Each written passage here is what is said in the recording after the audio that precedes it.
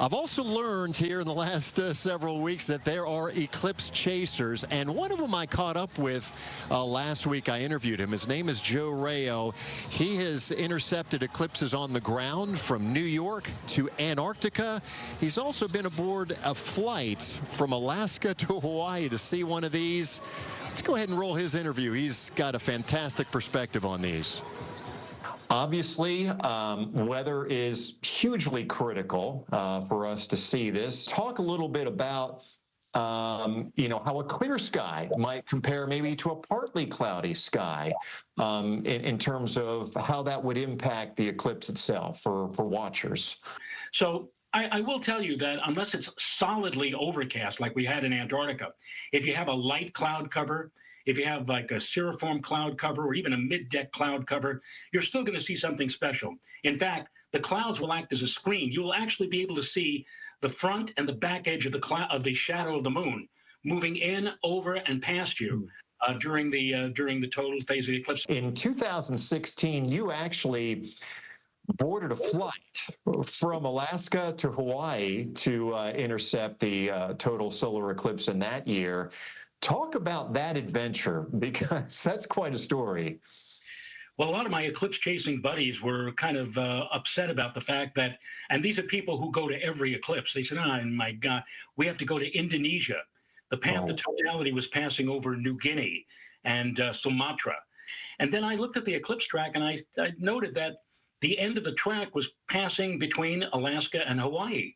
And so I went online, I found a Flight 870, Alaska Airlines Flight 870, contacted the hierarchy there and said, if you delay that flight by about 25 minutes on the way down from Anchorage to Hawaii, there's a chance that we could intercept the shadow of the moon and you could give your passengers and crew a chance to see a total solar eclipse.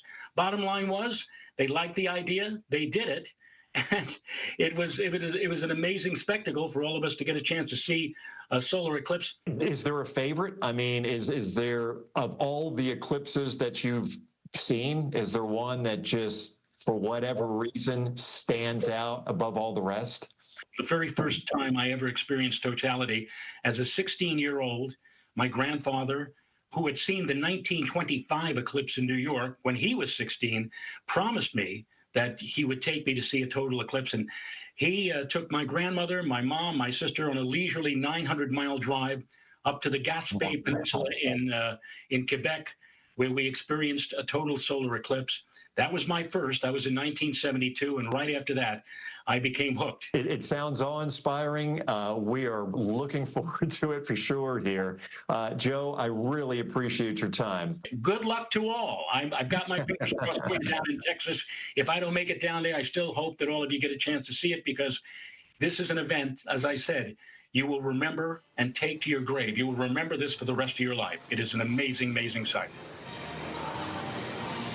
Yeah, Joe is a great interview. He's seen 13. This will be number 14. I think he was kind of pivoting, deciding where he was going to go to see it. He's probably going to stay in New England.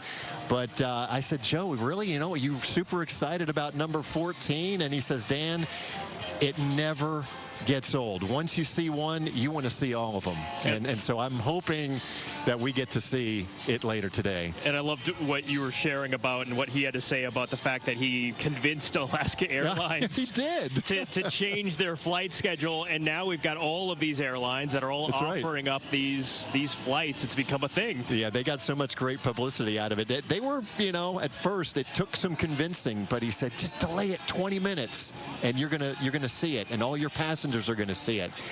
And they did. Yeah, pretty cool.